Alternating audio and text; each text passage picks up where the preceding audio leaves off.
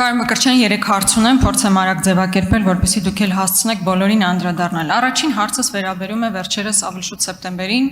ԱԾ ղեկավարի եւ իր պատվիրակության այցին Բաքու, քանի որ ազգային անվտանգության ծառայությունը լիազոր մարմինն է, որը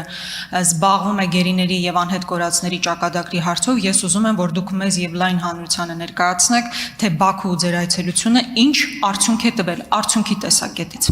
Երկրորդ հարցը վերաբերում է տրիպին,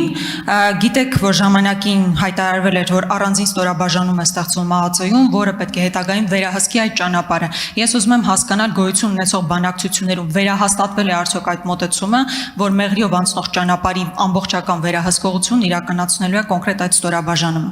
Եվ երրորդ հարցս, վերջերս տարբեր քրեական գործերի շրջանակներով մեկ էլ տեսնում ենք, որ ազգային անվտանգության ծառայության հատուկ ստորաբաժանումներ, լինի աջոկատը թե մեկ այլ ջոկատ, իրականացում են այնպիսի գործողություններ, որոնք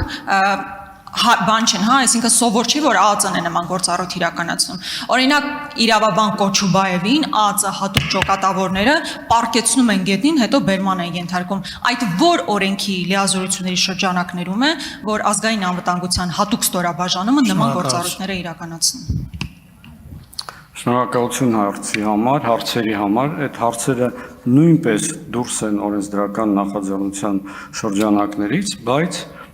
կփորձեմ պատասխանել։ Առաջինը, ինչ վերաբերում է Բաքու այցի վերաբերյալ, մեր մամուլի ծառայությունը տարածել է համապատասխան հաղորդագրություն, որում նշված է Բաքու այցի նպատակները եւ այն անձանց շրջանակը, որոնք մեկնել են Բաքու։ Տրիպի հետ կապված դուք էլ գիտեք, որ դեռ շատ հստակեցման անհրաժեշտություն ունեցող հարցեր կան, եւ դրանց շարքում է նաեւ թե որ ծառայությունն է եւ ինչ եղանակով է իրականացնելու պահպանությունը։ Այո, մեր մոտ ստեղծվել է հատուկ ստորաբաժանում նման նպատակ, այդ նպատակներին ծառայելու համար եւս, բայց ասացի, որ դրան կանդրադառնանք հետո։ Ինչ վերաբերում է ԱԱԾ-ի ձեր նշած որոշ գործողություններին, ԱԱԾ-ն իր իրավասության սահմաններում ապահովում է անձի, հասարակության եւ պետության անվտանգությունը եւ իր գործառույթները իրականացնելիս առաջնորդվում է օրինականության, ժողովրդավարության, օրենքի առաջ բոլորի հավասարության սկզբունքներով։ Շնորհակալություն։ Արձագանք։ Առաջին հարցի հետ կապված, պարոն Մկրտչյան, նպատակները հայտնի է, հաղորդագրություն տարածվել է։ Ես հարցնում եմ արդյունքի մասին։ Դուք արդյունքի մասին մինչև այսօր որևէ բան հանրությանը չեք հայտնել։ Հիմա ինչ վերաբերում է նրան, որ պետության անվտանգության սպառնալիքների տեսանկյունից է իրականացում այն, ինչ Ալֆա ջոկատ օրինակ իրականացրել է։ Հիմա խնդրում եմ ձեր ասացի տրամաբանության մեջ վերլուծեք։ Օրինակ ստատուսի համար